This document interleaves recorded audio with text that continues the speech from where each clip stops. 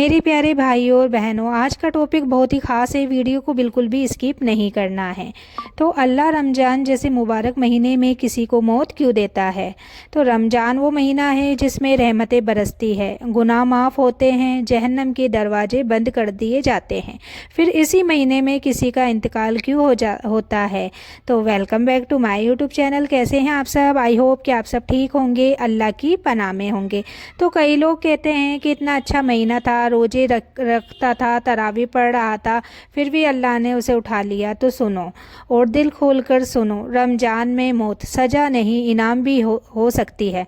सबसे पहले एक बात समझ लो, मौत कभी भी बुरी नहीं होती, बुरा हमारा अंजाम होता है। रमज़ान वो महीना है जिसमें हर नेकी का सवाब 70 गुना तक बढ़ा दिया जाता है, शैतान जकड़ दिए जाते हैं, दुआएं कबूल होती है। अगर किसी बंदे की मौत ऐसे महीने में हो जाए तो सोचो वो कैसा खुशकिस्मत होगा।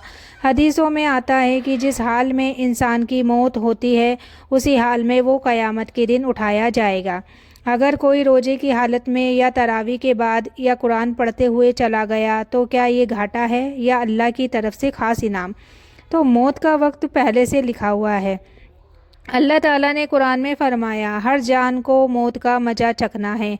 मौत का दिन, वक्त, जगह सब पहले से लिखा हुआ है, ना एक सेकंड आगे ना एक सेकंड पीछे। तो रमज़ान में मौत होना कोई इत्तेफाक नहीं, यह अल्लाह की तदबीर है। कभी कभी अल्लाह अपने ख़ास बंदों को उस महीने में बुला लेता है जिस महीने में रहमतें सबसे ज़्यादा बरसती है। तो हमारे लिए इम्तहान, उसके लिए राहत। जिस घर में रमज़ान में किसी की मौत हो जाए वो घर गम में डूब जाता है, लेकिन याद रखो हमारे लिए वो इम्तहान है, लेकिन हो सकता है उसके लिए वो दुनिया की तकलीफ़ों से राहत हो। कितने लोग बीमार रहते हैं, दर्द में होते हैं और रमज़ान में अल्लाह उन्हें अपने पास बुला लेता है। क्या पता वो बंदा रोज़े नहीं रख पा रहा था, क्या पता उसे शर्म आ रही थी कि मैं इबादत कर पाऊँगा या नहीं, और अल्लाह ने कहा है कि आ जाओ मेरे बंदे, मैं खुद तुम्हें सुकून देता हूँ। तो क्या रमज़ान में मरने वाला जन्नती होता है?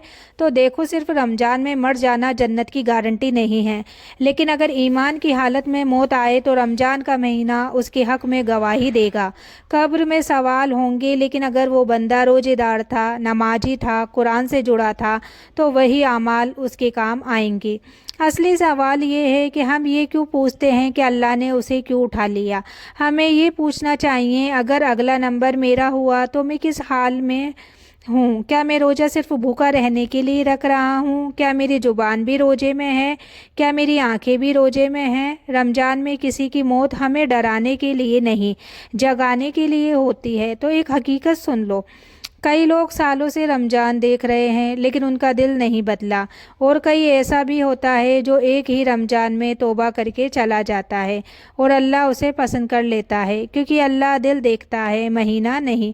तो मेरी बहनों, ख़ास तौर पर आप जो घर संभालती हो, रोज़ा रखती हो, सबको खिलाती हो, अगर रमज़ान में किसी अपने की मौत हो जाए तो रोना मत, दुआ करना, क्योंकि हो सकता है अल्लाह ने उसे अपने सबसे प्यारे महीने में बुलाकर इज्जत दी हो।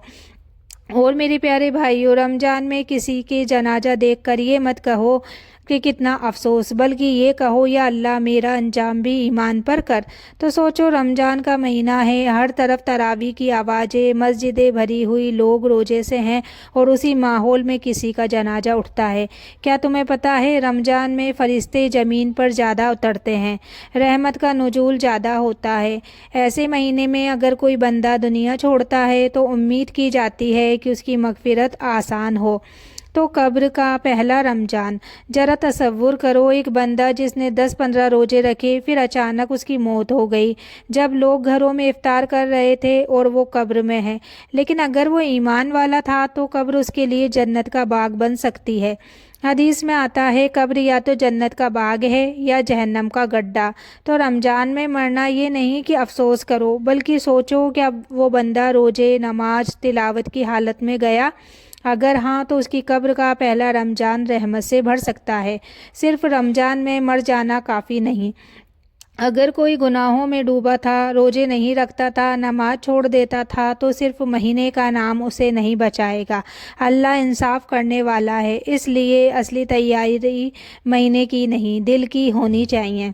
تو موت ہمیں کیوں ہلا دیتی ہے؟ کیونکہ ہم دنیا سے محبت کرتے ہیں۔ ہم سوچتے ہیں ابھی تو اس نے روزے پورے بھی نہیں کیے، ابھی تو عید بھی نہیں آئی، لیکن سوچو کیا پتہ اللہ نے اسے عید سے پہلے اپنی جنت کی عید دی ہو۔ تو سب سے بڑا سبق، ہر رمضان ہمیں یہ یاد دلانے آتا ہے کہ یہ شاید آخری رمضان ہو۔ کتنے لوگ پچھلے سال ہمارے ساتھ تھے، آج نہیں ہیں، اور اگلا نمبر کس کا ہے کوئی نہیں جانتا۔ اس لیے اگر آج تم زندہ ہو تو روزے کو صرف بھوک مت بناؤ، نماز کو صرف رسم مت بناؤ، اپنے دل کو صاف کرو، کیونکہ موت کا وقت لکھا جا چکا ہے۔ جب انسان کو دفن کیا جاتا ہے تو لوگ مٹی ڈالتے ہیں، انا للہ و انا الیہ راجعون پڑھتے ہیں اور سب واپس چلے جاتے ہیں، لیکن اصلی سفر تب شروع ہوتا ہے۔ دو فرشتے آتے ہیں، سوال کرتے ہیں من ربک، تیرا رب کون ہے؟ اب سوچو اگر وہ بندہ رمضان میں روزے رکھتا تھا، تراویح میں کھڑا تھا، قرآن کی تلاوت کرتا تھا، تو کیا اس کا دل جواب نہیں دے گا؟ رمضان کی ہر سجدہ، ہر دعا، ہر آنسو اس کی مدد کے لیے کھڑے ہوں گے۔ تو قیامت کے دن روزہ گواہی دے گا۔